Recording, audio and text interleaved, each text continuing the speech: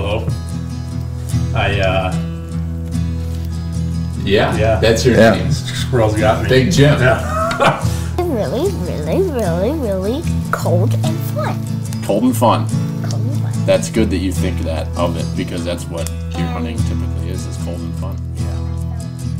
Yesterday morning, I'm glassing up on the pass, and I see these deer moving, and I'm like, ooh, there's deer moving. All of a sudden, I just see this person just head down, just hauling ass, wearing shorts and a t-shirt with a pack on.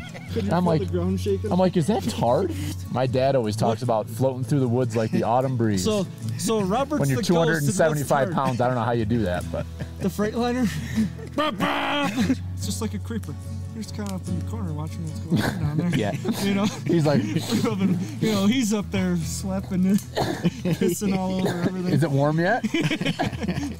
How did you know the name of the actor? I know. Why did you say his name? Hervé Villechaize.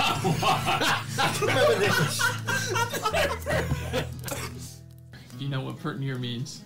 If you know what pert near means and you live in America, you're a redneck too.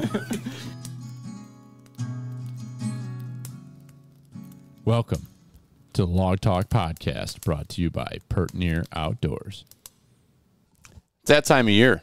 It's that time of year where we all need to be thinking about, do we have everything we need to hit the woods? Chances are you don't, and if you think you do, you probably could use some more. So how about you go over to huntworks.com and check out all the incredible products these guys are carrying. This is a great family, local store. Dan and Steve Dunnigan, a couple hardworking sumbitches. They are now carrying archery equipment, everything from bows to arrows to broadheads, quivers, you name it.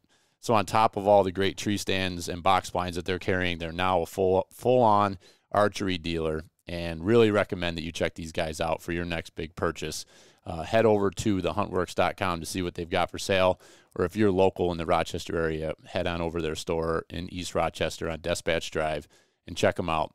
They are on social media, The Huntworks, and also online, like I said. And if you purchase anything online, you can use promo code FEEDIN'Em to get 5% off. And that's FEED, FEEDIN, INUM, 5% off. Feed 'em.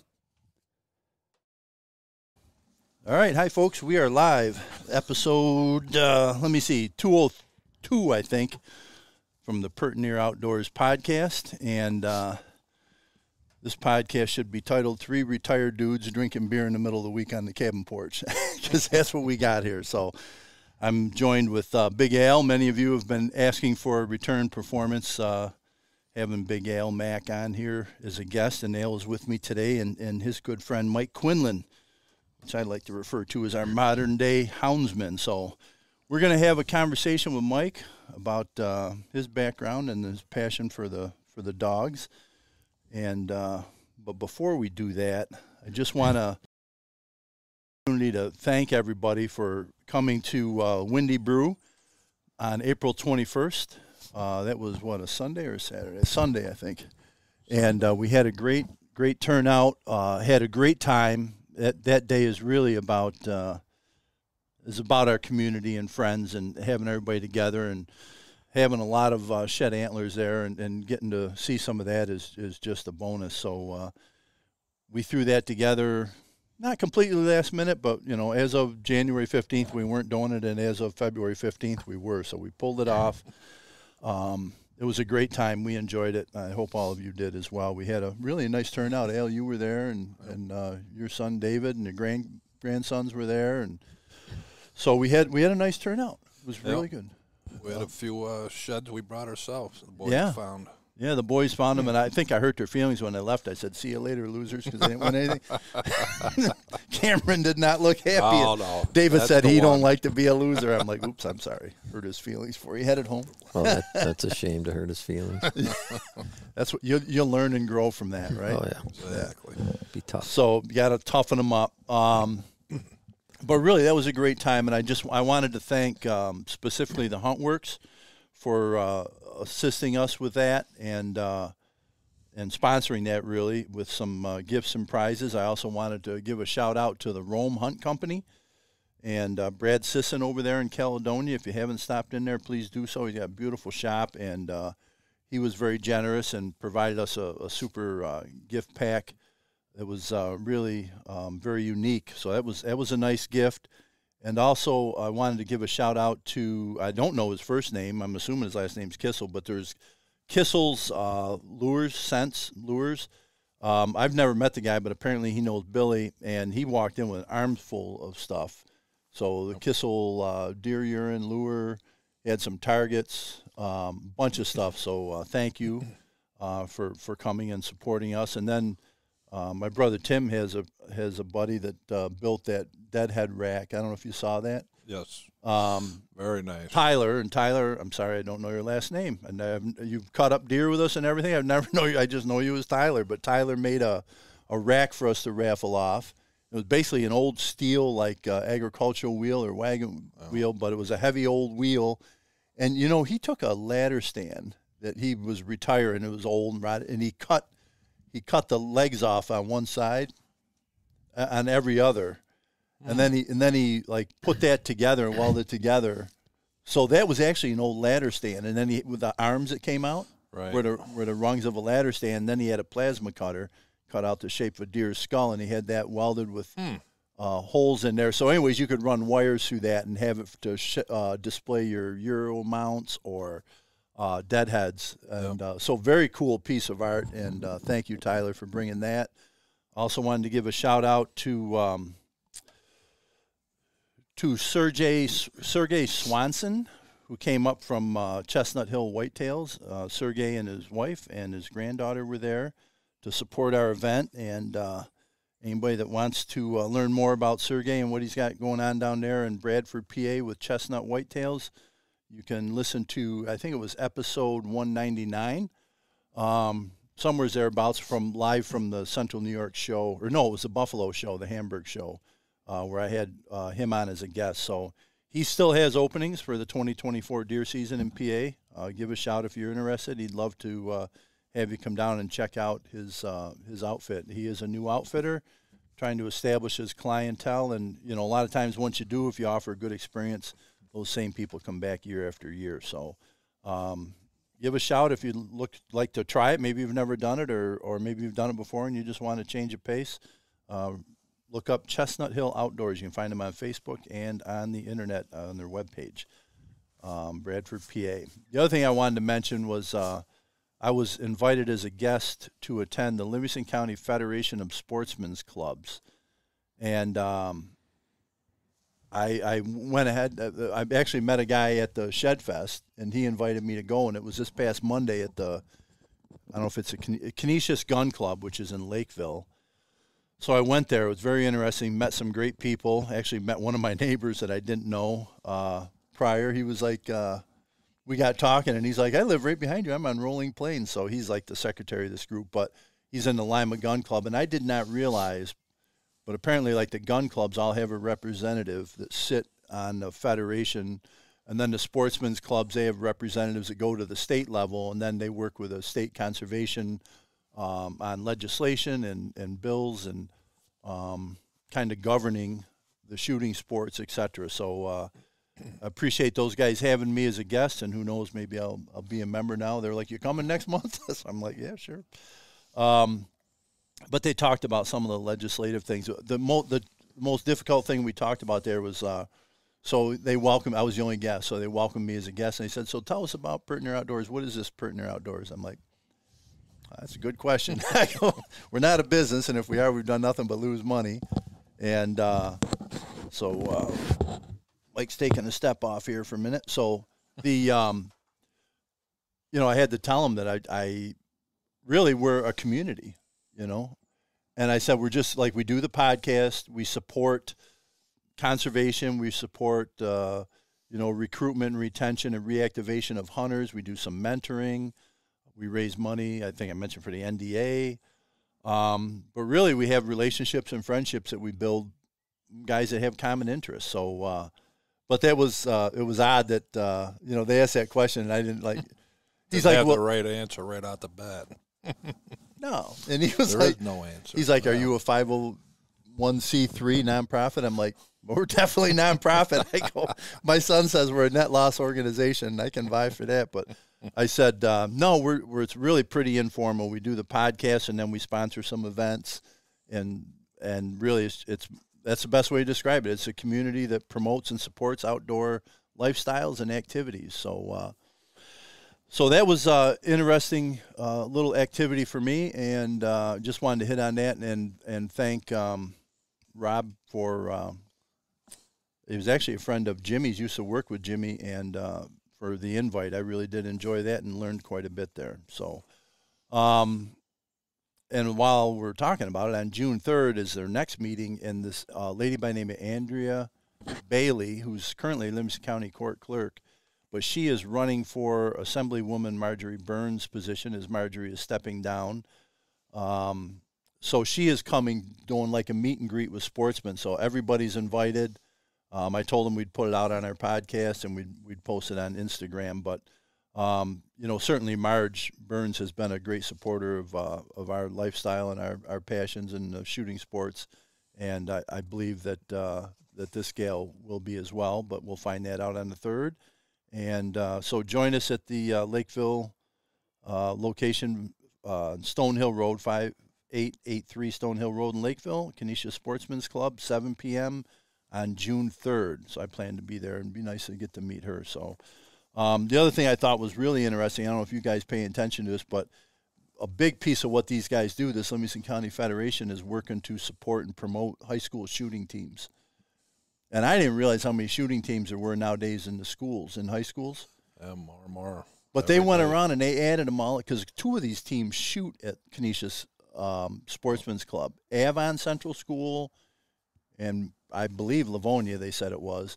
But they talked about Leroy having a shooting team, a sporting place, Yeah. Caledonia's got a great team. When I was in Rome the Rome Hunt Company, they had a thing there, a fundraiser raffle, so I bought a bunch of tickets. Because, as you can imagine, it's expensive for ammo and clay targets, et cetera. So I think it's great that the shooting sports are coming back to the high school. They're really not a Section 5 thing. They're run at the state level. But it's great to see these kids getting out there and showing an interest and learning how to safely handle the firearms, et cetera. So, all right, that's my notes and things of interest from the intro. And apologize that we haven't been on more regularly, but I've been very busy between building the pole barn, which any of you that follow me know you've seen that. Got some work going at the cabin, and but I'm trying to get back on track, and we kicked that off with Mike Quinlan, our guest today, and Big Al, our guest. And Al's been a little under the weather lately, but he's getting by. Mike and I are sitting here sipping a beer. Al's got a sparkling spring water. No, not even sparkling. You can't even have that. No carbonation. No carbonation. So, Mike, thanks for joining us. Why don't you give us a little – try that again. Thanks for joining us, Mike. Oh, thank you. Maybe you tell us a little bit about yourself. Pretty much been dealing or enjoying the outdoors my whole life. I was a fireman in the city of Rochester for a bunch of years and retired from that and got heavily back into what I've been doing since I was 10 years old, running dogs and trapping and pretty much hunting whatever season's open. Yeah. Whereabouts did you grow up? I heard you mention like Allegheny County or Steuben County. No, we lived in the city, but okay. We had a cottage down in the southern tier, and we went to that every Friday and stayed all weekend. And nice. Pretty much had that's where all my friends were, down the southern tier. Whereabouts was that? It's in the town of Howard. Oh, okay. Yep. Just south of us here a little bit. Little lake down there. So pretty much was all my friends were down there, and everything I did my whole life was down there. I just waited Monday through Friday to get there. That's awesome. Whatever happened to that place? My mother and stepfather passed away, and it got sold, and so, yep. No longer in the family. No longer in the family. No. So it's a kind of a shame, but it's the way things go. You have your own place now. You got a camp. Like we do here. You got a camp close by here in Bristol area. Yep. Beautiful like this. This is great. Yeah. How long have you had that camp? 6 years. Been up there. Yep. Little piece of beautiful. Yeah, we're very fortunate. Al and I were talking earlier that we both probably were up here at the same time helping build this place up here in Naples. Bob had it. How many years ago was that? It had to be in the early 70s, wasn't it? Because we would have been 10, 12 years old. So it would have been late 60s, early 70s, yeah. Yeah. So, I remember when Bob's like, we're going to build a cabin right here. You boys cut down those saplings. We started, There's no equipment, no nothing. No. Remember that? Oh, yeah. Pile all the sticks over there. We cleaned up everything, and Bob hand dug these holes, I think, for the poles and everything. So These old camps are great. Oh, my God, the history here. So, I mean, this camp was from the 70s. So, I mean, it's 55 years old or whatever, 60 years. But, I mean, it's interesting. You and I are sitting here on the porch, and when we were boys. We helped build this. We've been here our whole life, you know. Yeah. The one I have is from the 40s. Is it really? I just wonder, like, the history and what happened up what there. What stories that place could tell, Yeah, it's great. It's awesome to have a little place, and we're fortunate. Our place is tucked up in the side of the hill and kind of quiet up here and peaceful, and great spot for a podcast, right? Absolutely. Yeah. Well, I first, like we were talking, Mike, at the party over at Closey's back in September, I think that was. Right. But and Al's talked a lot about the coyote hunting, and that's always intrigued me. I've never done it other than like with calling, you know what I mean, at night. And so I've never like done where you're running dogs. And when I was growing up on the farm, I had tree and walker coon hounds and coon hound, and my brother had one. And we used to love to go out and run the dogs and run coon, but as we got married and left and my parents sold the farm, the dogs had to go. But I've always it's a lifestyle for you with the dogs, and it controls you. How many do you have? Oof. I've got 5 hounds, 2 beagles and 3 blue ticks. So that's not counting your black lab. No, that's the house queen. That's the house dog, the house queen. Yeah, she doesn't count. So you got 6 dogs total, Yep. Have you always run hounds, or what got you into Well, when I was a kid, my friends had beagles, and we hunted all the time. Every weekend, we'd hunt rabbits. Then I went in the service, and that all stopped. And I got out of the service. The first thing I did was get a beagle. And they all still had beagles. We ran beagles every weekend, and Saturday and Sunday was all day long, ran beagles. Then one day I was in the fire department, and a friend of mine was talking about running coyotes and fox. It was pretty much fox at the time. And I was like, oh, man, that sounds like something. Yeah. So one day of that, I was hooked. And it was all I wanted to do was get a dog, and the rest is just history. I went from walkers to a guy up in Canada, Jeff Gillard, had blue ticks. And through some friends, I found out about him. He was running coyotes up there, and we were just starting to get coyotes. And I went up there to see him. He had a dog that was about, I think she was 6 months old, and he wasn't going to do what he wanted to do with her, and offered her to me. And went up there, stayed overnight, and gosh, we went walleye fishing, and Canadians, they're about as nice as they can be. Yeah.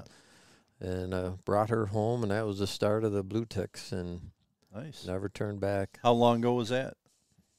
Oh gosh, I don't know. She was 14 when she died, and I think she died 2 years ago. So okay. So I've been running coyotes and fox since 1990. That's when my first start of it was. Okay.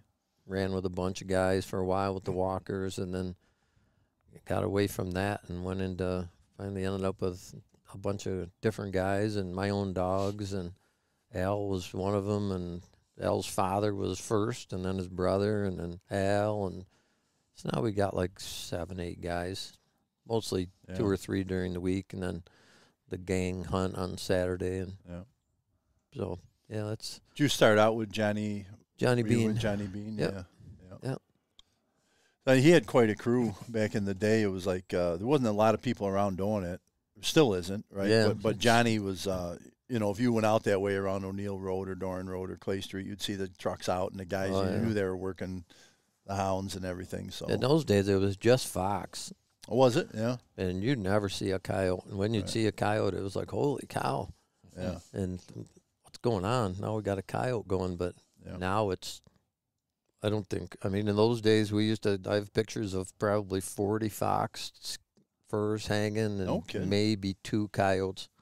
And over the years, that picture went from 40 fox to now, a dozen coyotes and 20 fox. And now, you say, I don't think we've shot a fox in a couple of years. Yeah. Yeah. I don't know whether the dogs. Do you see many or? There's fox around. I can trap just as many foxes But I mean, ever when did. when you're out there, you're thinking maybe the dogs are really keyed on the coyotes. I'm not sure what it is. I think the fox run right to a hole now because they probably get chased by the coyotes all the time, and so I don't know. We run more coyotes. Very few days we go out that we don't see a coyote being chased. Yeah. Very few. Yeah. Well, that was exciting too. Like Mike said, he was hooked the first day. What about you? Oh my when you God. went, are you hooked or what? I got the invite to go, and Al had been like, "You want to go? You want?" And I always got something going, but I think you were getting ready to go on vacation, and we were having dinner at our mother-in-law's, and you said, "Hey, we're coyote hunting tomorrow. You want to go?" And I was like, last weekends. I got this, and I'm like, you know what? It's going to be one of them. Yeah, I'll go. And wow, I forgot how much I like being, involved with just the sound of the dogs working is just like brought back memories, man. I'm telling you, it was awesome.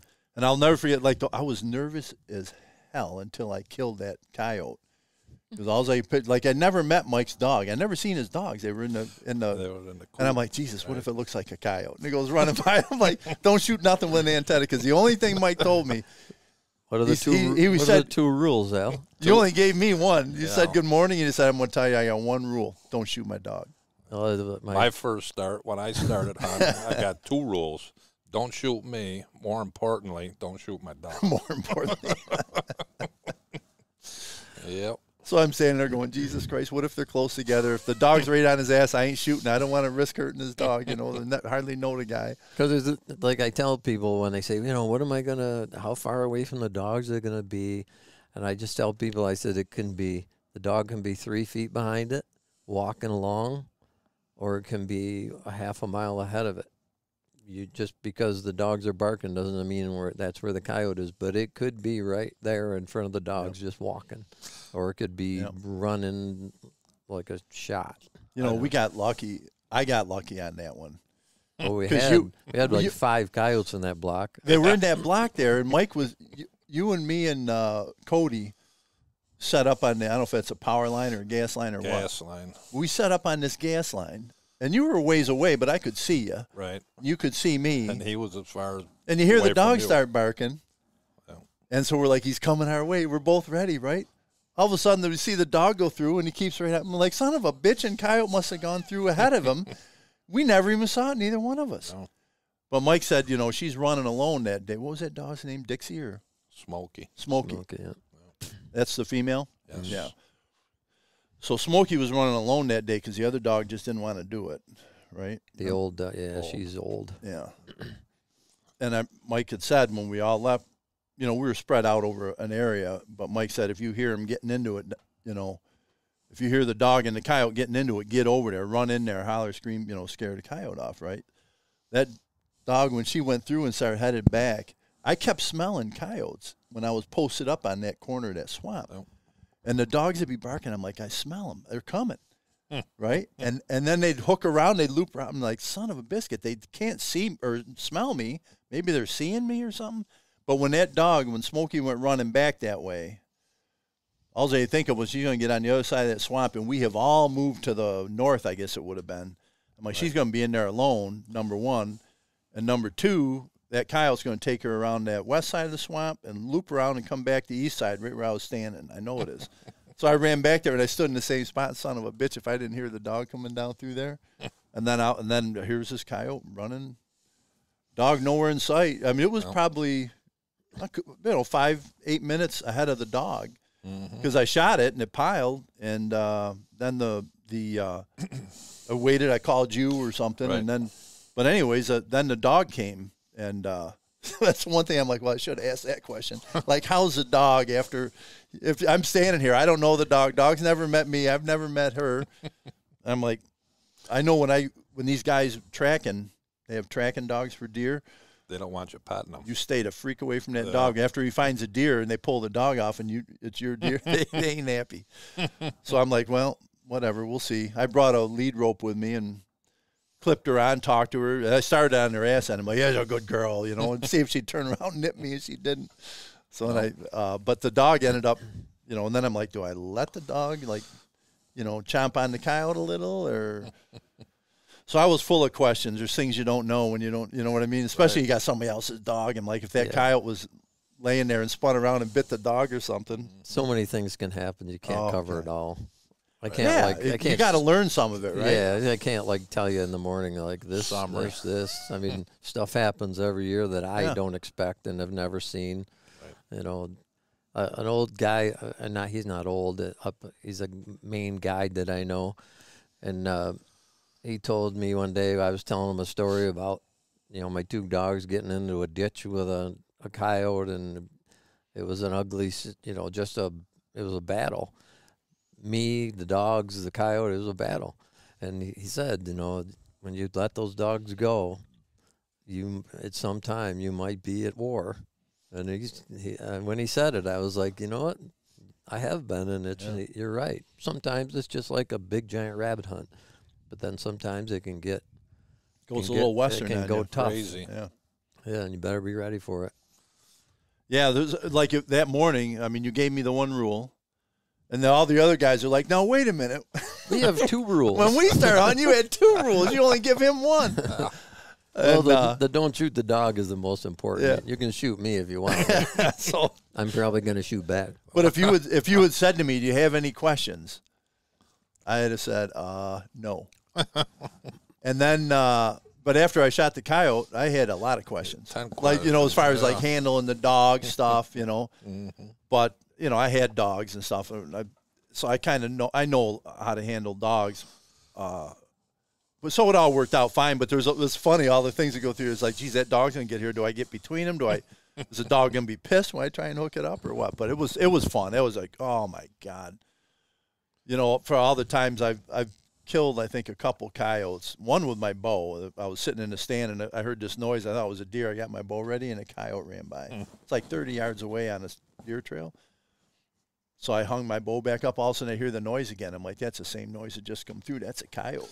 That's another coyote. So I grabbed my bow and I pulled back. I'm at full draw. And that coyote is trotting right through that opening. I shot and I drilled it. I got it.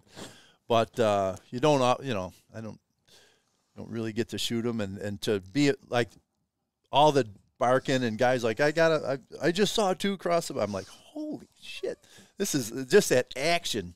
Yeah, that's awesome. These guys got radios. I don't know what you're using, but something shows a GPS. Is that a 2-way radio? And Garmin. It's a Garmin 2-way radio with GPS. It's not a radio. It's just a Garmin tracker. Okay, so you don't talk on that. You're just watching the action. You see where your dog's going. Yeah, it's pretty much just to keep the dogs safe because the coyote sometimes will just leave town and go across the road, and I try to get there. Oh, that was the other thing I heard. Like you talked a lot about watching if they head towards the road to cut them off. Yeah, especially where we hunt. There's a lot of roads. It's tough. Yeah, stuff happens, but the Garmin keeps them safe. As safe they can be. You know. Well, like you're on that Garmin. Your walkie-talkie also. But you're on the Garmin too, I have right? a Garmin, yes. And your Garmin, it's just like we use the Garmin 2-way radios with GPS for like our backcountry hunts, like in PA and everything. So, you know, all the guys, as it'll pop up like, oh, Mike Quinlan here, and I'll say accept, make him a friend, you know. So that way, as we're on the hunt, I can see where you are, and the same thing with you. That's what we use, like when we go on the state land hunts and PA and whatnot. So that's basically kind of what you're using as a Garmin, but the dog's got an output too. Yeah, and you can see him circle, and you can get in line where if he runs around a couple times, you'll know you got to get in that line because that's basically what he's going to run again. Yeah, and you can cut him off. Yeah, sometimes, right. You know, you got a coyote won't. It doesn't help. I mean, it doesn't. The Garmin thing doesn't really help us get them. It's more. Well, keeping track of keeps track of the dogs because you just never know what the thing is going to do. Some of them do the same thing over and over and over, and then one of them, will just run a different direction and all. You just never know. Yep. The attitude of it. The male will do something funny. The female will do something different. Just never know. You don't know. I had on that hunt when I was running back towards where the dog was. There's like some sort of pond or something there. And I got past the pond, and that's where I was set up, my second setup on that same hunt. So I stood there, and I looked, and I saw the coyote, but it was no shot or anything. It was off quite a way, but it got into the thicket, and it sat there. Then I heard the dog barking coming, and I'm like, oh, that dog's going to push it right to me. All of a sudden, the dog kept barking, but was like in one spot. And I think she was like watching the coyote and probably didn't want to jump in there or something. Sometimes the coyote just won't run. And the coyote was sitting in this thicket. And I couldn't see him once he stopped moving, but I knew he was still in there. All of a sudden, you see him take off. And then the dog started barking and took off after him again. So I'm like, all right, I know where this is going. So I ran back to that other spot. But it was, God, what an experience. And a great group of guys, right? I mean, the hunting is fun. Working the dogs is fun. Yeah. If you get something, great. And then when you're all done with the hunt, you're back at the truck and, you have a beer and some snacks and shoot the bull. And it's like just great camaraderie. Yeah, our Saturdays are pretty geared towards lunch. we you guys cook out once in a while out there? Oh, yeah. Saturday's like a big deal. Somebody brings everything, everybody brings something.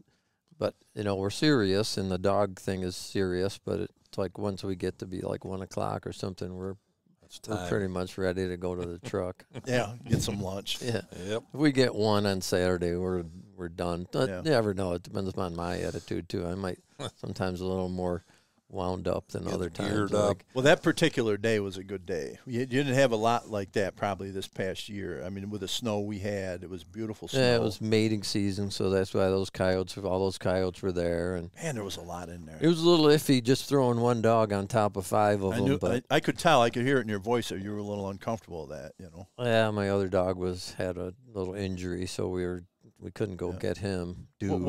Dude? Dude, he's a big old boy.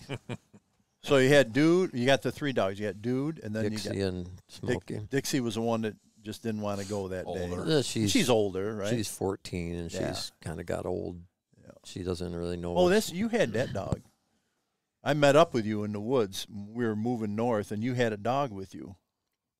Was that? Yes, that was Dixie. She was on the gas line. Yep. Yeah. She's got 1 million miles on her and hundreds of coyotes. Yeah. She just isn't. Well, 14's old for physically a dog. And mentally. Yeah. She still wants to go, but she can't do it. In her heart, she wants to go. Her body won't do it, right? That was her retirement day. Yeah. It's sad. Yeah. Especially after all the years you hunt behind them. She was the last of the Canadian blue ticks that I got from Jeff Gillard. They're Eastern Music, they're called. That's their breeding. Okay. And I think Dixie is the final Eastern Music blue tick in existence. Really? Yep. Yeah. Yep. Great dogs. Well, and that's the thing. The dogs, I mean, they're hunting dogs, but they're also, I mean, you can tell, and I could tell just hearing the concern in your voice that day when you were worried about the other dog. Why do I keep forgetting her name? Smokey being in there alone with all them coyotes, Yeah. And so it's like they're a pet. I mean, they're. Yeah. I mean, you really. They're my pets. They're your kids, man. Like I've told people, and guys have told me before. I really, when you unclip them, you never know what's going to happen. Right. Yeah. Bear hunters, bobcat hunters, they all say the same thing. You unclip that dog, you don't know what the day is going to be like. Anything can happen. That's the exciting part. I mean, see what you're going to get into. Yeah, you can. Who knows what the day is going to be like? I've had coyotes. One in particular stayed in a thicket. There was 4 of us surrounding this thicket, and that dog the coyote walked in front of the dog for like 3 hours with the dog 3 or 4 feet behind it, 300 yards, and he'd sat down, and he'd turn, and he'd start walking back down through the thicket, 300 yards, sit down, back and forth, and no one could shoot it. because we had shotguns, and you can't shoot that close through The dog's too close to it. The dog's too close, so could easily deflect a shot. And one guy went back about a half a mile to his truck and got his 17 HMR, I think, and sat on a trail like a deer trail where he could shoot, and shot the coyote. Really? After 3 hours of walking. The dog never ran, just walked. Isn't that something? And then you'll have them, go. I've had You only had dogs- one dog out on that hunt? Yeah. Yeah. I've had dogs go 20, 23, 24 miles in a day. As I was saying, I was gonna ask you about that, about how many miles a day do these dogs run, and how many do we move? Who knows? In the day, A little closer. we would hunt all day. And as we got older, it's maybe. Oh, you used to hunt like daybreak to sundown. You don't hunt the whole day on Saturday. Yeah, we got home at the dark lots of Yeah, times, but and now it's like the people say, what's it like? And it's like a giant rabbit hunt with beagles. Beagles, they run circles, and then a coyote might run a circle, but it's much bigger. Bigger circles. Yeah. Yeah, that's awesome. Like, you train the dogs yourself? Yep. Like Dixie, do you train her? And Yep. Usually what's with that process with like? another dog. There used to be coyote pens around and fox pens, and they're still around, but they're getting tougher to get into and stuff. And you just take, a young dog. I usually start around 6 months old and put a young dog in the pen with an older dog, and just let them figure it out, smell it and run it. And a lot of it's instinct, probably, right? Yeah, but I had a beagle that would run coyotes. Any hound is you imprint a game onto that dog. I mean, you could imprint deer onto a beagle, and run deer. Yep. And I had a beagle that would run coyotes. I mean, she ran the heck out of coyotes. Wow. She was crazier than a loon. Did you hunt behind that one, Al? I did. Yeah, the name was Stinky. Oh, Stinky. So She was not afraid of anything. Dog was crazier, and I had to stop her, and I had to switch her over to beagles or rabbits because the coyotes were beating up on her. Really? Turn back. Yeah. She just wasn't scared of them. And she was a tiny little thing, but she wasn't scared of them. They get running, chasing the coyote. The coyote looks back like, what the hell am I running from you for? And he spins around. Now he's coming back. And that's when Mike actually shot his biggest coyote on that dog. 60-pound coyote was. Was it coming back? The dog was running scared to to death. Yep. Chasing Stinky with my old dog Izzy chasing the coyote. So you had Stinky in front, the coyote, and Izzy in the back. Bait. Stinky was bait. Legit measured, weighed by the DEC, 60-pound coyote. That's a big coyote. Yeah. Big. People don't think they are, but to get a 50-pound coyote is a lot. Yeah. There's not many 50s around, and No. for 60, that was a heck of a coyote. Male. Yeah. We used to, every time we shoot one, we'll say, well, that's probably 35. That's probably that's 45 pounds all day. When you get back till you see it on the scale, you don't know what you're 34. Yeah. Yeah. Exactly. 50's a tough, Yeah. You hear stuff all the time about, 80-pound coyote. Yeah. I don't believe it. We used to, hear that all the time in the coon hunter circle. Guys talking about how big the coon was, how much it weighed, and everything. And they're like, the biggest coon I ever shot. I'm like, that son of a bitch had, I figured it was 40 pounds, 38 pounds or something, and it ended up being, it was hedging 30. It was in the high 20s, but it was a big, heavy son of a gun, Yeah. And, but I mean, it's just like they don't come that big, And the coyotes, I mean, you look at it, I mean, they're a lean, mean machine that are out there. And they, you look at them and you're like, oh, it's got to be 60, 70 pounds. But very, very few. That one I shot was small, really. Yeah. That female that I female, shot yeah. when I was with you. And you Good get a one. male or a female? I didn't remember. Male. Good I think one to mine get was rid a of. male. Yep. Yeah, that was a great day. Beautiful day. I mean, with the snow and everything. And It was like our only snow in March. We didn't have many, that's for sure. How was the Not year many overall? days. Terrible. Yeah. It was like last year, I said last year was my worst year in my whole history, and this Really? year was worse. Oh God! Just the weather, the ground, the snow, the frozen everything, wind. It was a terrible year. Yeah. What do you hunt 3 days a week, or because you guys go during the week? Some on weekdays, a few of you go, right? You and Joe and Al and somebody else. Yeah, 4 to 5, depending on the weather. 4 to 5 times a week. Yeah, I've always kept a journal, and I have journals. Up until like 5 years ago, we were hunting 80 days out of 90. Wow. Yeah, not usually Sunday. Yeah, but we were hunting 5 days a week, 6 days a week from the end of deer season right till the end of March. Is that when you start, when deer season closes? The day it closes. They could close deer season for all I care. Yeah, no, you just want to get going with them dogs, right? Deer season just gets in my way. You're a deer hunter as well, right? Yeah, I do, but I would passion is. I would run deer with hounds if I could. Yeah, some states they do that. Yeah. I'd run a chipmunk if I could. Whatever they'll run. I've been told that was true.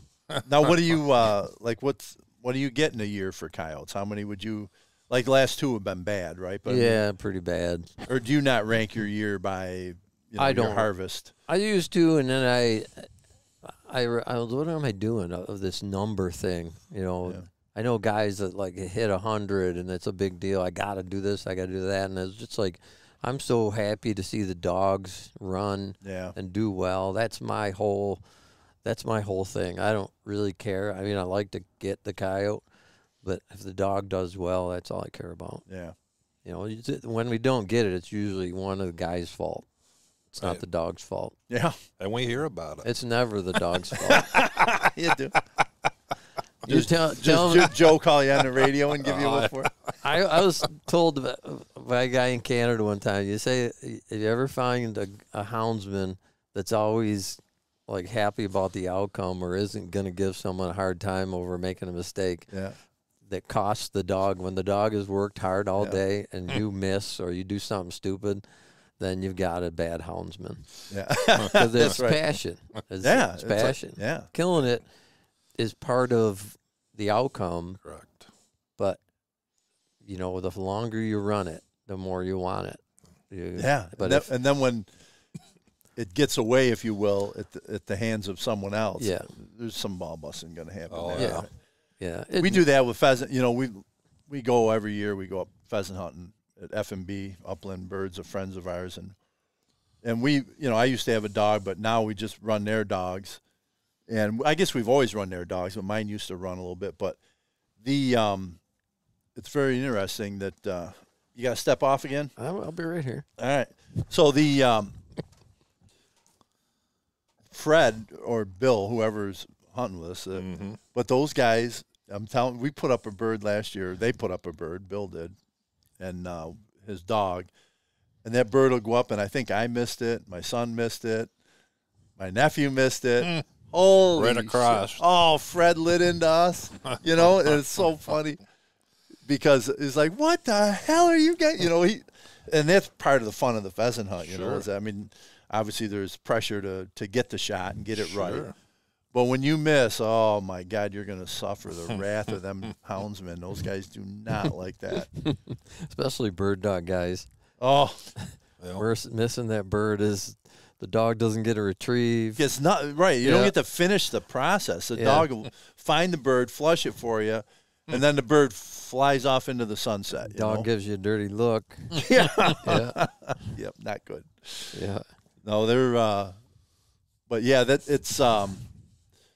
it was pretty cool with just being in touch with everybody. Like when we're pheasant hunting, we're all like we're hollering back and forth, shooting a bull. You don't want to be communicate, right? Yeah, but this here, they're communicating. You guys got an earpiece, right? And so the best thing to do is listen to what's going on, not try to get in the middle of it. Oh, that's another pet peeve of Mr. Quinlan. Quiet. Yeah, because they hear you. If they're just standing there or laying there, they can hear you from a long ways away. And well, did you ever, like, you're in the woods, and especially in the winter, all the foliage is off, there's snow on the ground on a winter day, I've been on this hill, on this mountain, and on the other side of the valley, I hear voices over there talking. I don't know where the hell they are, but I can hear them, and they got to be a couple hundred yards away. And the coyote can hear way better than that. Yeah. So you go strolling in the woods to go to your spot, and you're shooting a bull, and they know right where you are. Yep. And now they might even leave. They're on the road. Get right out of there. Well, you can shoot right out. Someone go somewhere else. So it's better to. I know it's a camaraderie thing, but it's better off being quiet. Yeah, you can have that. Still learn as back at the truck. Yeah, you learn as you go. I mean, certain things, and you figure it out after a while. Yeah. I kind of give myself up a little bit because I'm kind of calling the run and telling people where they are. Well, you kind of have to. You're like running the hunt. That's the way I felt. Like obviously they're your dogs. You're working the area. Yeah. You're basically, for lack of a better term, you're the lead. You're the boss man on this. The author of. Yeah. Yeah. So it's a weird thing to be that for me. Yeah. But you have to. Somebody's got to run it. Yeah, somebody's got to run it. Yeah, and you did a good job of it. It was nice. It keeps people interested. If I'm not saying anything, the guys without a Garmin or whatever, it keeps it interesting for everybody to know what's going on. And if I can tell what they're doing by how they're barking and how they're if I see them on the Garmin, I can tell what they're doing by watching their track.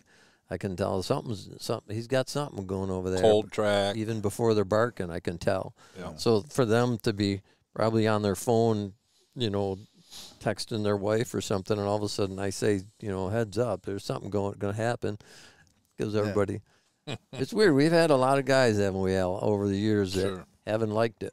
Yeah. Haven't liked what? Just to the hunt. They want to go, they want to go, and then they go a few times, this isn't for me. And it's usually the guys that either they don't like the dog. It's all about the dogs. It's not shooting a coyote because it's so random. That morning when we're standing there, it was really a beautiful morning. Mm-hmm. And we're standing there, and I can hear them dogs running. They're on the bank, side hill, whatever. I don't know that area real well, but looking at my Onyx, I know there was a bank there, like a ridge line. Mm-hmm. And just the sound of them dogs. It's like, this is awesome, Yeah. And took me back.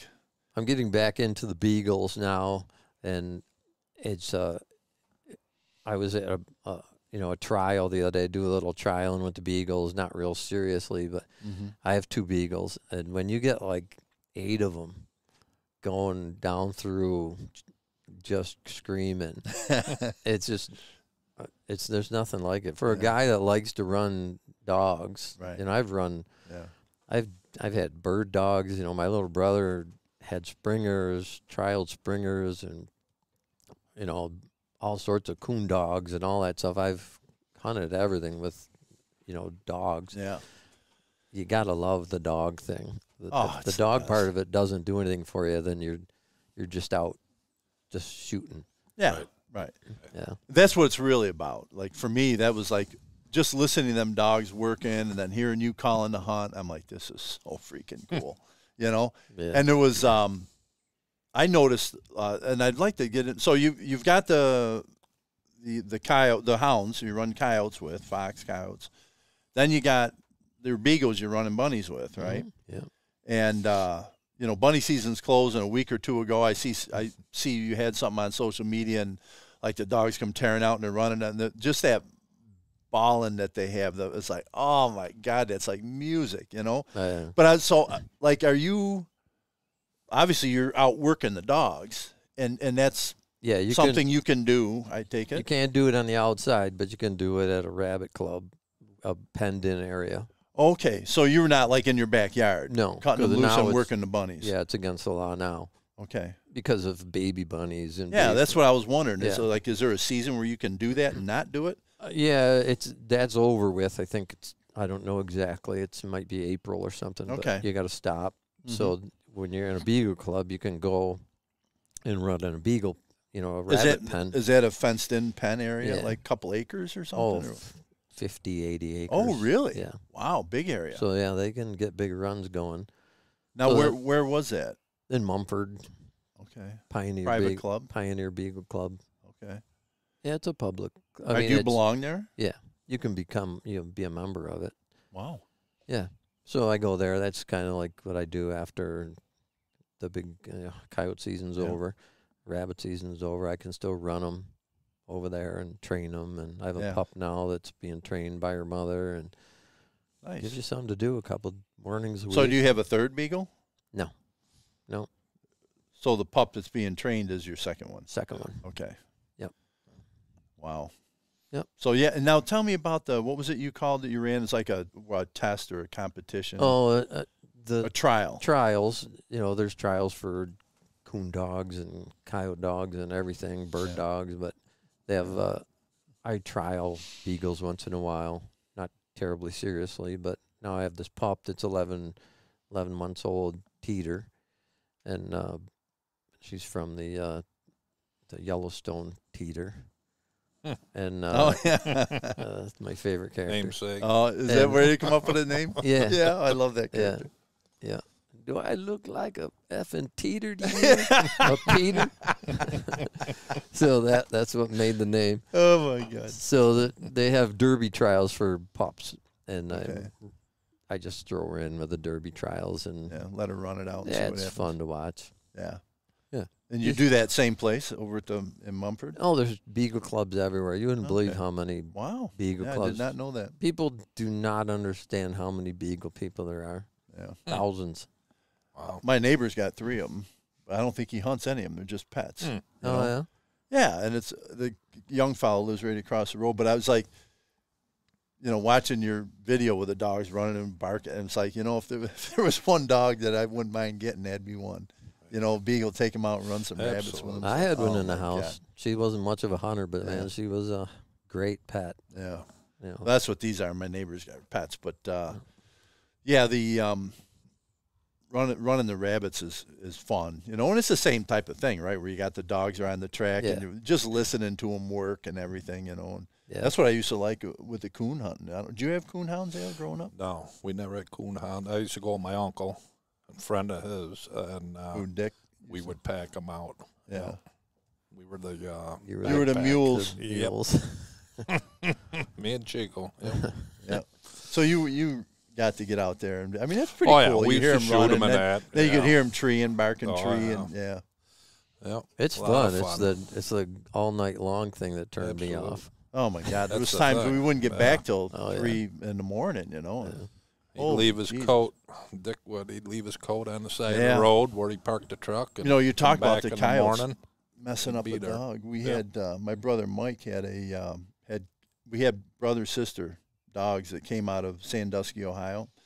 Mine was King, and they were from the Cold Creek kennels. It was Cold Creek King and Cold Creek Kelly, and we were out hunting southern part of Lima into Livonia, Hemlock area, and coon hunting, and the dogs got on something and took off. Of course, we had no radios or nothing back then, and we lost them, but could not find them. And so it got time. It was like, we got to go. We used to work a farm up there, so that's where we parked on our farm lot. And so anyways, we left a coat, and we left. We had to go to school next day. I think we skipped the morning so we could go find the dogs. And they weren't at the coat, so we started walking south towards where we last heard them, and we're calling to them. And the dog, Kinger, came back to us, but no Kelly, And so we kept going along. But anyways, we come upon her, and she had been, they got into coyotes, and it wasn't real common back then in the mid-'70s. They have coyotes back in there, but she was all tore up, and her guts were out, and she was a mess. And I was like, we should just shoot her, get it over with, I mean, what are you going to do with her, right? Yeah. I mean, she's suffering. Her guts are hanging. I'm like, oh, my God. So he's like, no, you're not shooting my dog. And he's like, go get the car, meet me over at the next road that's down there, Richmond Mills. He's like, meet me at Richmond Mills. He put that dog in his coat and carried that dog out to Richmond Mills Road. We had an old Ford LTD, and they get in the car. We had me, Kinger, him, and Kelly, and Kelly's like barely alive. And he's like, get me to the vet. So we went down to the vet in Honey Falls, and $900 later, she was home. And, she was there a few days, but they put her back together. Good. And I remember my father having a talk with us. And he's like, boys, this we can't be having, who's going to pay for this, Mike's like, I got it covered. He had shotgun shells in his bedroom stuffed full of cash from doing A in the summer. He pulls out these shotgun shell boxes. He opens them up. He's 100 or 200. He had it all. He paid right out of his pocket. Good. Yeah. We were lucky this year. We didn't have any big damages. Couple staples. It can get ugly. Yeah, I got to do a lot of stuff by myself because Mike it's pretty expensive. Yeah. My vet just loves when they show up after I've stapled them. It's kind of her joke now. Yeah. Yeah, she says, "Well, I always say, how'd my staple job work?" She goes, "Actually, pretty good." Yeah. Yeah, it's expensive though. I mean, especially with coyotes and the guys up in Maine that I know that bear hunting. Holy cow, those dogs can get. They get messed up bad. Yeah, they can get messed up bad. But you know, I couldn't shoot them. I would do everything I could to get them back in shape. Yeah, or at least live. Yeah, that's what that's. But the old timers, that was the way things went. But right, didn't have the money to put into them. Yeah, we didn't have any big close calls this year. No. Really road close calls. Sometimes we have terrible road close calls. Yeah, where they mostly it's with me. In the road, you dogs, mean? The dogs made it. I almost didn't. Yeah, it's never.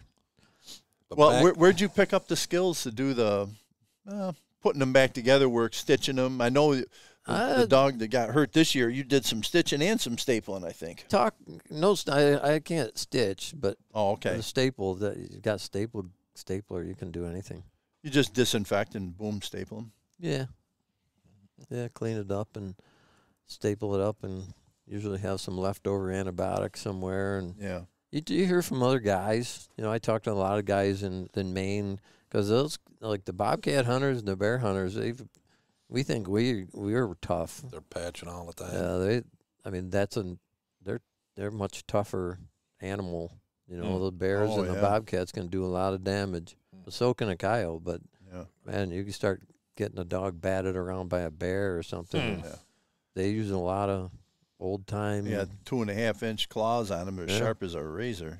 Yeah, the strength. What have you ever bear hunt behind dogs? Have you done that? Yeah, went up to Maine with a guide that I know. Friends of mine know him, and now we're friends. And I got a couple of friends up there that one's a guide, bears and bobcats. And you've run bobcats too? Yeah. The bobcats, I like the bobcat running. Do you? Yeah, it's. Do they tree up? Is that the objective there? Sometimes they run pretty far, just like a bear. They run far, or they don't run far. Some bears go like crazy and run, and some go right to a tree. Yeah. And the bobcats usually pretty much the same thing. Okay. Yep. Don't know what they're going to do really until you. Yeah, or they, just like a bear, big bear won't go up a tree. Supposedly, they'll stand and fight. Oh, really? Bobcats the same way. Some bobcats just stand and fight. It'd be a vicious fight. It's never, got a lot of claws. Oh yeah. But his main hunts for the bobcat, he got the coyote guys back here on hold because he said might be going Maine. It's usually a 1 or 2 day notice, isn't it? As far as weather. This got to have snow. When you got the right snow. Yeah. This is like going on a mountain lion hunt or something. You got to have snow. Yeah. But that's a day fun. or 2 notices all.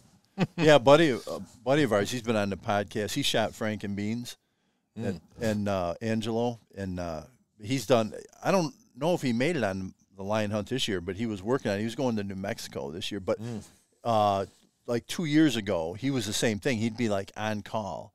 He had his bags packed, everything ready to go. Sure, yeah. And when the weather turned right, they'd call him, and he had like 48 hours to get out there. Yeah.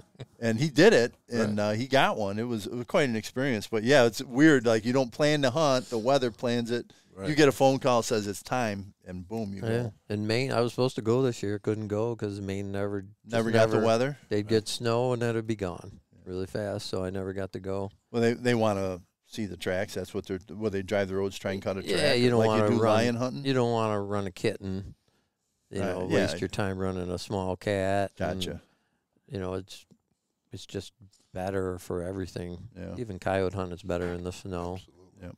But what about the bears? You've run some bear up there, and yeah, we had a good week up there running bears. That was fun. Yeah. It Were was you fun. running as a hunter, or were you helping with the hounds? The or- hunter. Yeah. But it's like both of the guys are friends of mine now.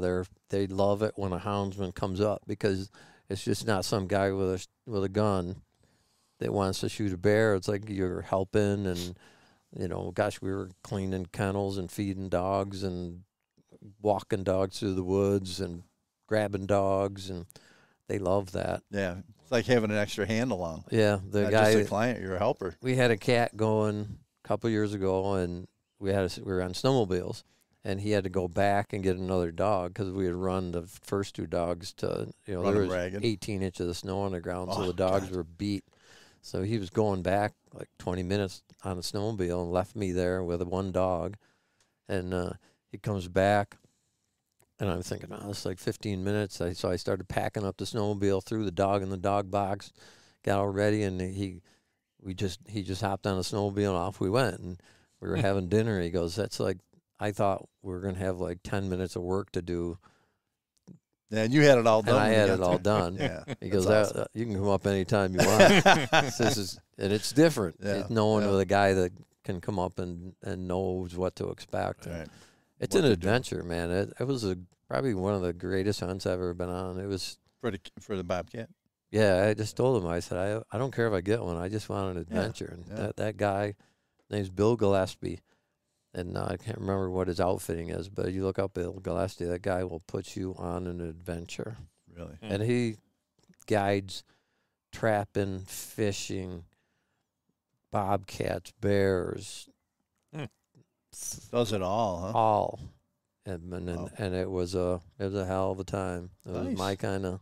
It wasn't easy. When you going back? This year, if I can go. Yeah. I already got it. Well, all. is he the guy that would have called you if it was weather was Yeah. good? And so you. Yeah. Great Falls Outfitters. Yeah. Yeah. Cool. Yep. Great Falls Outfitters. So what about you mentioned trapping? We were at a party. Al, you had that party, up at Closey's place Right. there, and a bunch of us were there, and Tom Miranda was there. And I was telling you before we started the podcast that I was kind of intrigued by the level of conversation between yourself, Mike, and Tom Miranda. You guys were like, I'm like, these two are on the same level. Like you were talking to trapping, and as soon as you both started, he learned you were a trapper, you learned, you knew he was a trapper. Yeah. Right. But man, you guys, like, it was just, Yeah, it was. and I didn't realize you were such a trapper, but yeah, that's pretty cool. And you still are Yeah. a trapper. Yeah. Trap coyotes quite a bit. Yeah. Some beavers, muskrats, mink and Fox, of course. fox, a lot of fox. Yeah. Yeah, gives me just. Like Some- hold traps on the fox and coyotes, right? Yep. Gives me something to do from, like I said, I deer hunt. I love to deer hunt, but I wouldn't be called a big deer hunter. I used to be a big deer hunter, and then Then you find all this other stuff. And I was like, why am I not doing this other stuff that, why am I sitting in a tree all freaking day? Nothing against the people that do. Or in Al's but case, a recliner. I did it for a really long time, very, very seriously. And Yeah, one day I got down out of the tree and I was like, what the hell am I doing? What am I doing here? I mean, every day you get up with traps on the ground is like they say Christmas Day. Yep. You're excited every day. Can't wait to go look. You turn the corner, you got to sat down in there. It's a good one, and you go, I can't wait to get there. Yeah. Just, some guys will go, I don't go out and check my traps till 10. Oh, no. It's light. I'm out. I got to go I and thought see. of you the other day. Kenny, a friend of mine, Kenny Friedrich, lives down in Virginia, and his brother's out towards Eden. And he was always a big trapper and getting on there in years, older than us. But at any rate, he texted me the other day. He's like, Harv, guys that do all sorts of this stuff. He goes, my brother wants to get rid of his traps. He's looking to sell his traps or give them away or put them, whatever. He goes, wants to get rid of his traps. You know of anybody? I thought of you. Yeah. I thought of me, too. I got some hanging down the shed because when I was on the farm, I don't know if you ever trapped, Al, did you? Oh, I used to trap right along the Muskrats. creek. Yeah. Oh, yeah. Yeah. And I know Mike Madigan did. Oh, yeah. Yeah, he trapped. We all trapped when we were that age, and I got all my traps still. yeah, I got a bunch of them in the shed, and I used to trap raccoons, muskrats, fox. Hell, I mean, we got a possum. We'd sell that. I mean, back in the day, you didn't get get $4 or rid of $5 it. for a possum. Yeah. A couple of years ago, I had I bought some beaver traps. I'd never beaver trap before, and some buddies That's of something mine. I'd like to do. Yeah, a couple of buddies of mine, local guys, are big into it, and I had some beavers in a place I was muskrat trapping, and they came and showed me how to do it and everything. I bought some stuff, and Al's dad, Larry, had some big 330 Conibear 330s, and I was very good friends and hunting friends with Larry, and meant a lot to me. And he goes, I got one. Dad had an old 330, and I had this guy called me. Dad had 330s, huh? Yeah, this guy called me and said, hey, I got some beavers, and can you come down and take a look? I said, I don't know what I'm really doing, but I got some knowledge. Al says, yeah, take my dad's trap. You know, the thing, what was it, 40 years old. Yeah. And those things are a beast, too. First night we caught one in Larry's trap and my new trap. And it was amazing how much it meant to me to catch that beaver, a beaver in in Larry's trap. from, you know, it was so cool. Yeah, that's awesome. Yeah. I'm still using traps from when I was 14 years old. That's what, I still got that was mine. A big one, too. Yeah. Big old 50-pounder. Yeah. That's something like that. Yeah. It is a big beaver. Oh, my God. Yeah, they had somebody they hired to come down here at this creek. The beavers, you know, there's beavers in the pond, and they come down here and down by my neighbors, by Corey's. They dammed up in front of his culvert pipe where this creek runs all the way to Honey Eye Lake. The stream does. So, anyways, I noticed the water was awful high in here, you know. And I get a call from the town. This is before I retired. I get a call from the town, and basically what they wanted to know was if they could have permission to put a trapper in here, because Corey mentioned to him he's seen the dam, and he said, you're going to have a real problem, you know. So I'm like, yeah, sure. So, but anyway, I mean, a lot of these towns, they hire guys to come in and trap these beavers out, you know. I know Joel there. He runs a wildlife management. Yeah, we went. We got on a beaver job. You know, he hired me to help him with it. But yeah, it's something to trap. And you see, the guys that do it, it's really got to be something, you know. Yeah, it's big animal. Oof. Yeah. When they get in the 50, 60-pound range, you pull them out and it goes, oh, my God. Yeah. Still common. Their back feet are as big as your hands. I know. Well, I've shot deer that big. Yeah. Right. We won't talk about that. Yeah, that's another podcast. So how'd you guys, like you mentioned Larry, so how'd you get in with the Mac gang, or how'd they get in with you? Oh, God. I wish sometimes I hadn't. But at least they've stuck with me. Sometimes, you know, like I said, some people hunt for a couple of years and then get sick of it. These guys just get better and want to go more. Keep calling. They text me. No, I hunted with John Bean, and then Larry showed up. I didn't know Larry, and then Larry was an old trap and everything, and so I totally, an older guy, you know, I just kind of loved being around Larry, and when Larry was an older guy, but man, he'd hunt all freaking day, and if you needed him, he'd be half a mile away. He'd be there in 10 minutes. You know, the guy would hunt and all that. So that's the way Larry was. All the Macs are that way, really. Yeah, Larry and I definitely were two peas in a pod. Clicked really quick. So you were pretty tight with Larry. When the boys were baggage that came along. That was after fact, actually. Yeah. Larry was with the group I was with the old group. He related. They would never wanted to hunt in the wind or the rain or if it was bad weather. Larry was part of Beans, Johnny's group? So it was always like, oh, we're not going to hunt in this. And I always wanted to go. I didn't care what the weather was. No, I didn't care what it was doing. So, and Larry was always, Mike, you know, I'll go. Let's go. So Larry and I would go hunt alone, coyote hunt with hounds, which is tough. And we had some fun. We definitely clicked, and we were two of a kind, really. We were two little skinny guys that could walk miles and miles. Ever. Yeah, we're very very committed to getting whatever we were after. Surreptitious, or what's that word, Al? I don't know.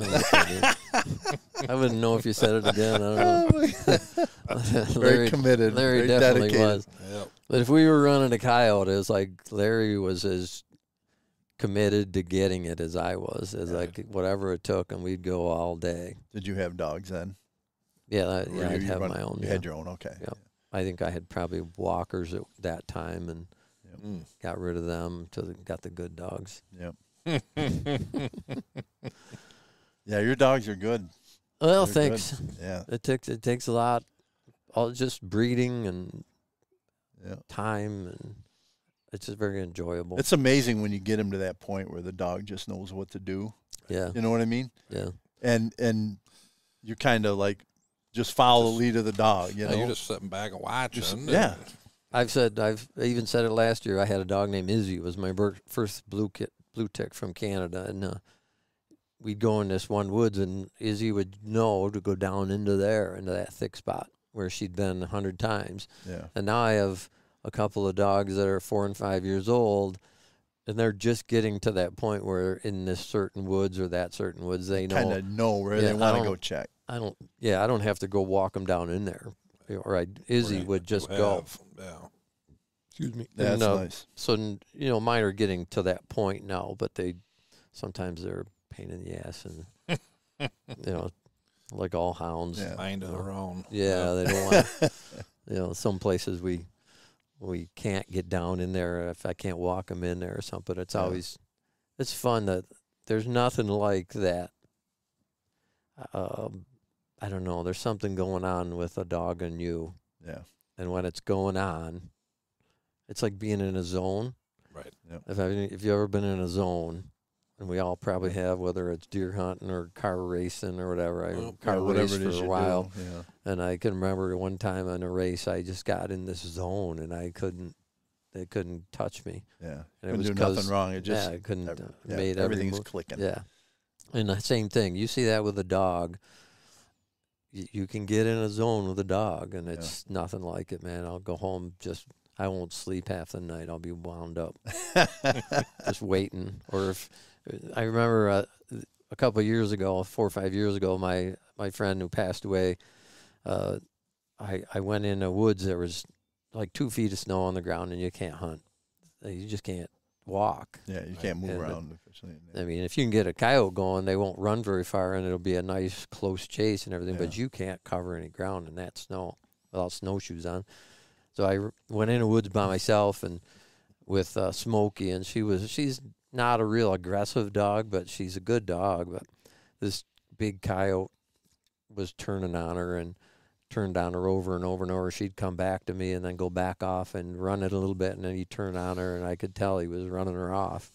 And I was mad.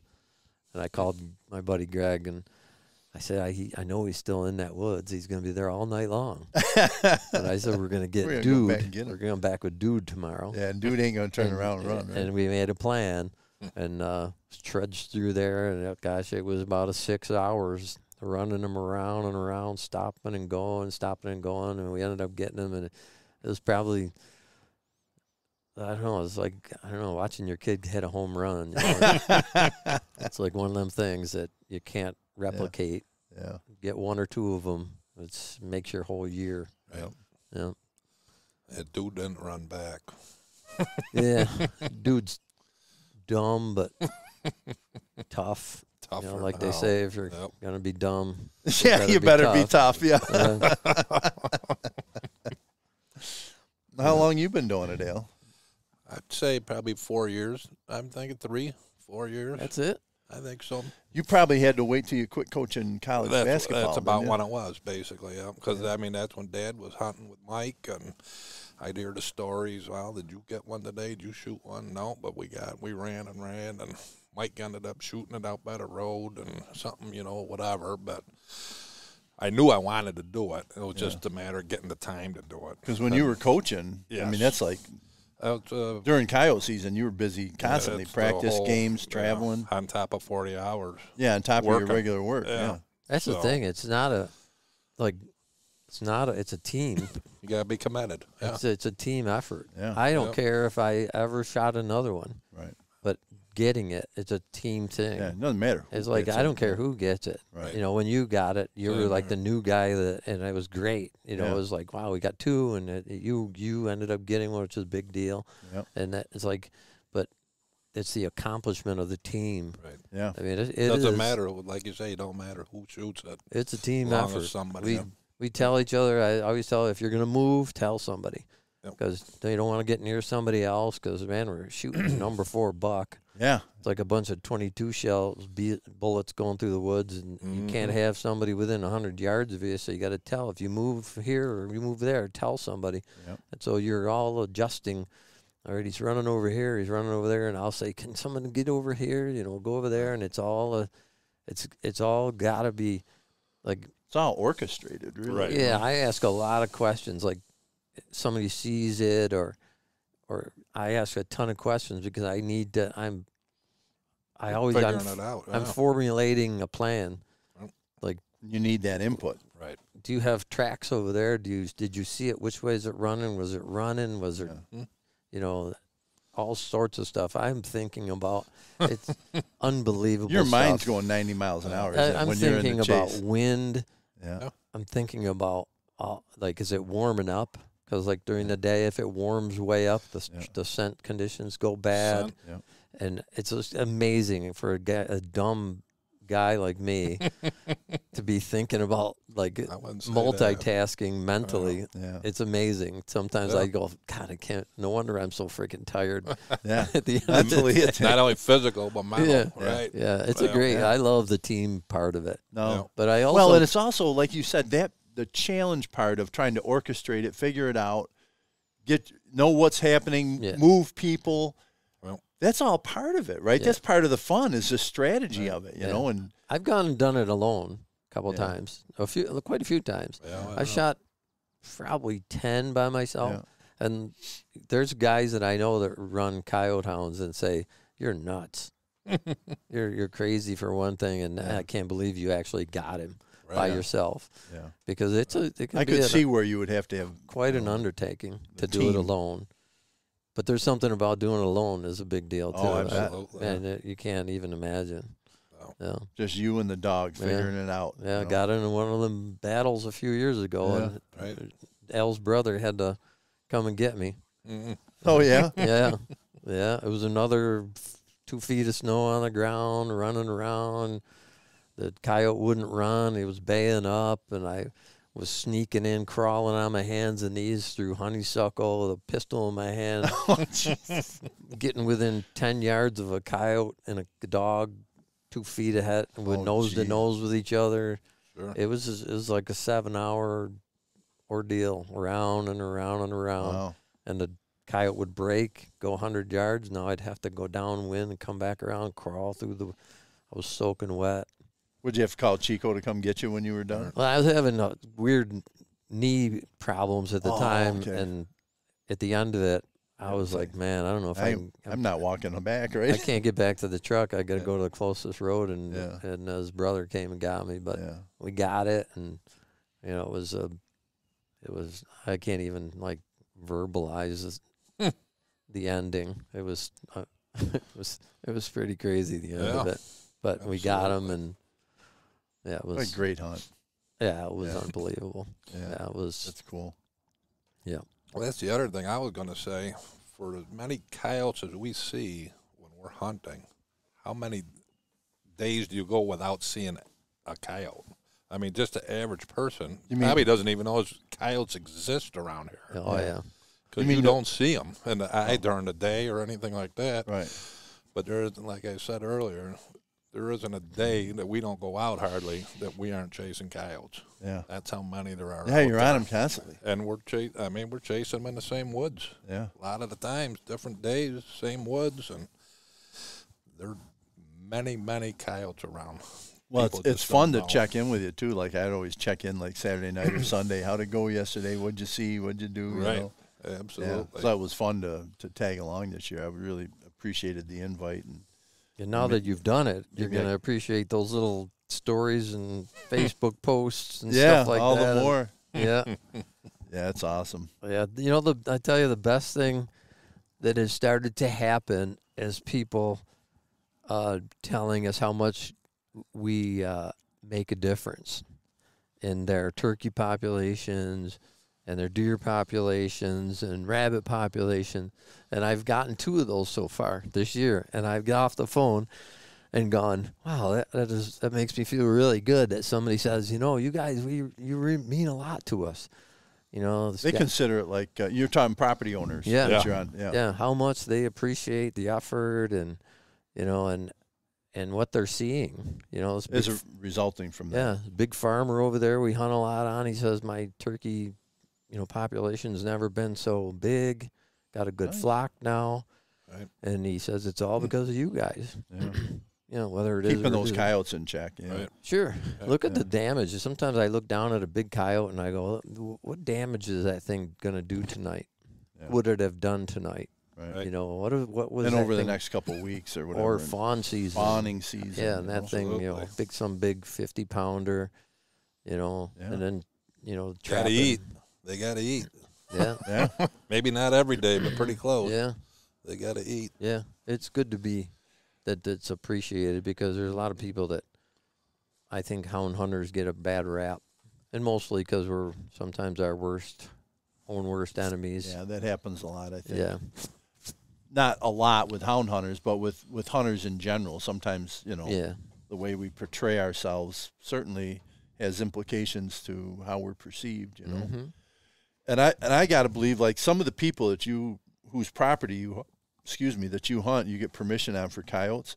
I got to believe that if you went to those same people, or, you know, the gang said, hey, we're wondering if we deer hunt here this year, you know, I'll bring me and the boys come in here and deer hunt, and they'd be like, no. Honestly, the coyote piece, I got it right. I mean, people are like, have at it. Yeah, but then there's I don't know if you'd call them the serious. I wouldn't put them in that. I don't know. There's deer hunters that have their property and they don't want any dog running on it ever. Right. And they think that you're going to run all the deer off the property. Yeah. And it's the same with rabbit hunting or something. The guys don't, you know, want dogs running during deer season, which I kind of understand. But the ones that won't let us run during, like, in January, February, and March, they're just wrong. Yeah. Thinking that we're going to mess up their deer. It's going to be detrimental to their deer. Because, I mean, I've seen dogs run for, 30-something years now, and I've seen deer stand right there and the chase going by them. And they might move a little out of the way, but if they're not being chased, they're not running away. Right. And it's, it's kind of a shame, and they're doing themselves, I think, a disservice by, just because they're going to turn their land into a place where coyotes feel comfortable. Absolutely. Because over the years, I've learned that you run a block 2 or 3 times, you don't maybe not get one, but you run them out of there or run them around in there. They're not there for a while. They're not comfortable there anymore. They felt the pressure. Yeah, they don't like and being they get chased out of around there, because right? they're being chased. They're scared. Yep. So, I don't know. There's people have different ideas, but when you think that not having coyotes hunted on your property after deer season is a smart thing to do, I don't think you're right. No, not true. No. Yeah.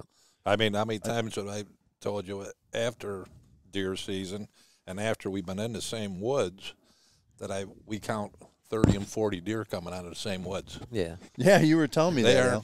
They aren't going anywhere. No. Right. If they've gone there to winter over, they're not leaving. No, they're going right back in there when you leave. Sure. There was when I was at that meeting I mentioned earlier at the beginning of the podcast, there was they handed out their legislative notes, proposed legislation, and there's legislation here. This I thought of you when I saw this. It's Senate 7927. It's called wolves. It says this is a proposal to protect wolves in New York by requiring any large coyote to be DNA tested. And then it says, and if determined to be a wolf, would require DEC to halt all coyote hunting in the region. Do you think that I'm going to bring a coyote to the DEC? Can you do a DNA test on because he weighs a certain amount of pounds? Yeah. I mean, once he's gone out, he doesn't weigh as much anyways. And I'm not waiting around for somebody to come. But I look at that. There was what one wolf that was down, or had wolf DNA that was down in the Mohawk, or south of the Mohawk Valley region. And I think this is but I mean, like, closed coyote season in the area. Yeah. It's like, come on. Yeah. The biologist that weighed that 60-pounder said it was the biggest coyote she ever saw. She took no DNA sample at all. None, she had no interest in the DNA of that coyote. Yeah, I'm wondering if it was. So the biggest one she ever saw, she had no interest in taking DNA from. Yeah. She just said, damn, that's a big coyote. And of course, I've noticed, trapping especially, I'm getting bigger males every year. I've got some pictures of coyotes you wouldn't believe how big they are, and great big males. And they're definitely, in my opinion, getting bigger. But is it due to age, you think? Or no, is it I think there's just might be some different DNA in them, but maybe they're eating better, or, you know. Who knows, right? Who knows? But what good do you want wolves in upstate New York? And, you know, in Lima? No. You know, so you're going to stop. You know what would happen if they stopped? Oh, my God. You know, I know the farmers we hunt on, if, you know, say if you guys ever quit, it's just going to explode. You know, and this rumor that, and it is total bogus, this thing of, you know, the more coyotes you take out of an area, the more puppies the she's more they'll have. produce, yeah. A biologist told me one time, she goes, how would a female coyote know what the population, since their range is so big, what the population in the area she lives was, and know to drop more eggs? Yeah, from a reproductive standpoint. Makes no sense. It's like, you know, somewhere it's going to occur to her she hadn't seen Edith lately. So she goes, I better ovulate twice, you know, or what, right? Right. Really, Yeah. how would they know, It's right? foolish. It's foolish anti-hunting propaganda. Yeah. The same thing with possums eating thousands of ticks. Yeah. Well, you think about it, if you have any common sense in your brain, the way it's almost hilarious. Yeah. To think. I can see turkeys, they're picking out ticks. Yeah, picking bugs all the time. Imagine if you've been around a possum. It's just ridiculous. Yeah. To think, and it, you know, I don't know, it's just ridiculous. It's just they don't even move fast. I don't know. They can barely see. Yeah. And their mouth is that big. Yeah, the ticks like that. Yeah, the ticks like this. I could see turkeys gobbling them, but Sure, I mean, right. even them would be hard to. Yeah. Yeah. No, it's crazy. Some of the stuff you hear. That's my rant. Yeah. My stupid rant. Well, you got to have one, right? Yeah, that's all I got. There you go. Well, what do you got, Al? I think we should be looking at wrapping up. I know you want to cut some grass, and coming up on an hour and a half here of shooting a bull. And you got anything any concluders? I think we covered a lot today. Yeah, it was a good conversation. Yeah, we didn't have to even tell any stories, really. No good stories. There's probably no good stories we can tell. I know. No, that'll be another episode. That's another episode. We'll get Mike on again. We got to do some fishing. That'll be coming up next. Yeah, I got to talk to Billy and see if I can bring the boat home either Friday or Saturday. I'm going to be out there both days. That boat's not doing anybody any good sitting in the barn out there in Strikersville. We might better bring it back here and put it in that barn.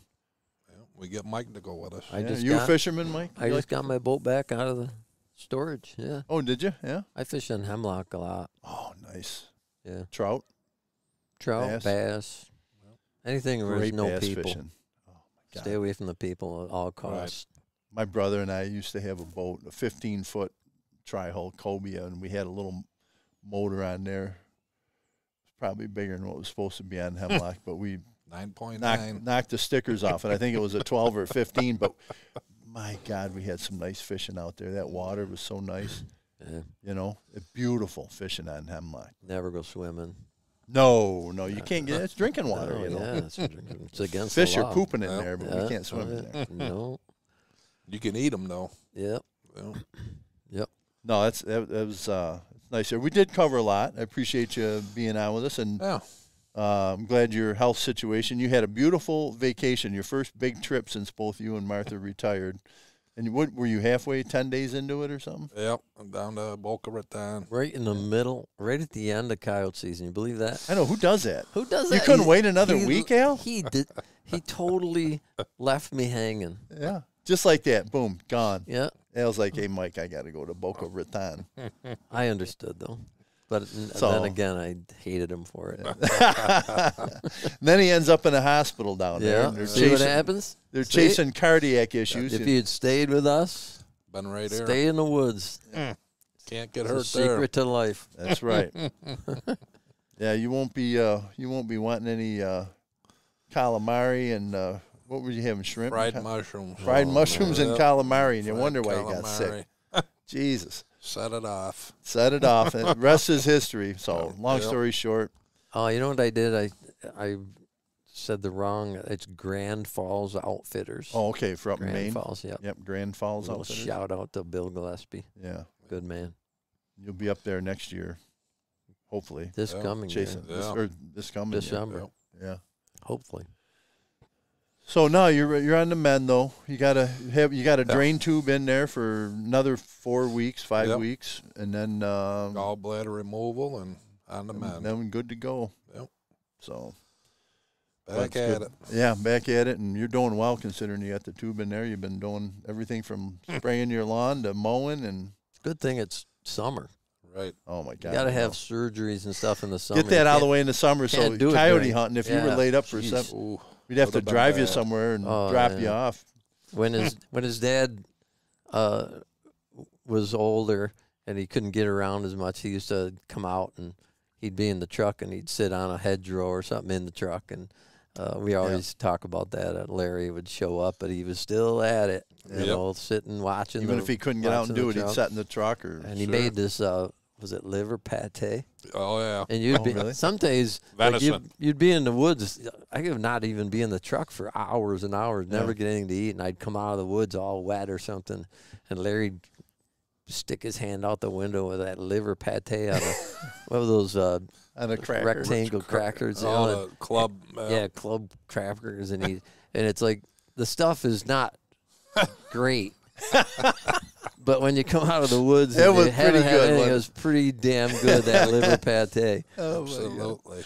Yeah. That's funny. On a Liverwurst. Is that where you get it Oh yeah. from Larry? Oh, Oh, yeah. you're cooking and We'll eat anything. What have they? What was the one thing they had me? You got to have. Peanut butter and onion. Yeah. That was his favorite sandwich. come on. I Seriously. eat them still. I still eat them. And they made them Peanut butter and onion? on a Peanut Saturday butter and one day. onion on a tailgate. Yeah. Everybody had one. Yeah, How was it? it was good. All right. After you were Peanut cold butter and and wet and onion. you've been in the woods all Yeah, day? that's right. That's right. I And think- you probably come in this place a couple times and going, I could eat a freaking shoe I know. leather right now. We come. I ordered it out once at the American Hotel. I told Come on. Rosie. I Did said- Rosie make you one? She made me a peanut butter and onion sandwich. That's the only place in the world you could buy one. Got the biggest urinal in the look and Yep. the. You could step in there and we wouldn't even see you. When I was a kid, I Yeah. used to stand there and look up at the Yep. top of it. Home of the world's largest urinal. Yep. That's I a think big everybody sumbitch. listening today should have a peanut butter and onion sandwich. I think we ought to do that. We'll try it and report back. The I'm going to one- have one. The other thing that they bring is that it seems like the Max. I know they all got money, but they seem to bring like the nastiest bourbon or whiskey that they can find, and they're all like 8 feet tall. And I know it's all on the bottom shelf. And I don't know. I think they just run their foot on the bottom shelf, whichever one falls off onto That's the what they ground. pick up and buy. That's what they pick up. They bring it to the guys. It's been some nasty maple syrup. My theme, I try to get Whiskey. something that has a dog on it or a bird or whatever. You don't just know made- what we're going to you just get. made my point. Yes. I got to have some kind of animal on the picture of the bottle. That's what we go with. One of these days, I'm going to get a good one. Does Chico do the same thing, or is No. that an ale thing? No, his brother Darren, he always Darren. brings the fruitiest stuff possible. Right. Yeah. It's always some stuff Cherry that stuff none of or- us yeah. would Yeah. drink. Little bottles that he get off. I don't know. Chico's strictly beer. It's all good food, though. It's Yeah. always a good Saturday with good food. Oh, yeah. and, Yeah. you know, I get questions all the time. Are you guys like more serious about the food on Saturday or the hunting? And I was like, yeah, it's lunch. Yeah. Yeah. That's how we get to lunch. That's right. Right? Yep. That's awesome. Well, Mike, anything that I didn't ask you about you wanted to share? Yeah. That I was think it. we covered a good one. Yeah. I was a little worried about how boring my life would be. But Yeah, I don't think it's at all boring, buddy. It's not boring at all.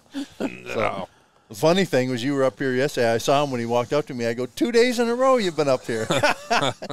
He said, frickin' Al. I almost stayed. Yeah. It had a key to the place. I'd probably Right. hung out. Yeah, we had Meet you there in the morning. Al and I weren't here yesterday, and Mike called Al and said, "I'm here. Where are you guys?" Sure, I said Thursday. No. You're lucky I delete my text as I get Or them. he'd prove you wrong. Prove you wrong. Yeah. Well, hey, Mike, thank you for taking the time You're to welcome. come It up, was and fun. I'm glad you got to tour the property a little bit That was and nice. see the camp and everything. And I appreciate your time and sharing your passion for the outdoors and the dogs.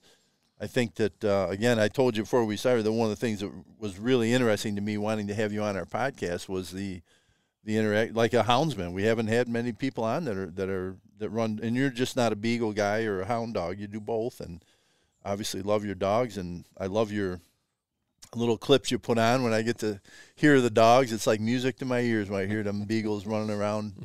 And I was wondering where you were doing it, but that's interesting. That there's the clubs and everything. And but thank you, appreciate you giving us a little rundown of your background and what you do and how you do it. And hope to have you on again one of these days. Hopefully be able to do it for 20 more Yeah. years. Hopefully I'll get out and take part a little bit next year with you again. You know. Yeah. So I appreciate the invite to join you that last day that Al was here before he took off on you. Mm. But That's what no, we that should was do. fun. We should go up to Maine and bear hunt. Yeah, do a bear hunt or a bobcat or something. Get a bunch of Absolutely. goofballs and go up there and have a fun week. Would be. It would, as long as can you shoot them with a muzzleloader? Oh, yeah. You shoot everything with a muzzleloader, don't you? Yep. Except turkey, of course. Well, I have my muzzle loader. Don't leave home without it. Sounds good. I don't know. I'd like to have that second shot. Yeah, yeah. Especially with a bear. All right, guys. Hey, thanks for joining me. We had some venison hot dogs. Shout out to Timmy Steele for a great job with those. And we'll see how that affects Al's gallbladder. But other than that, we had it was a great time, and today ended up being a pretty nice day. So I'm glad we were able to get it in, and look forward to doing it again sometime. Yeah. Yep. Till then, we'll keep feeding them. See you, everybody.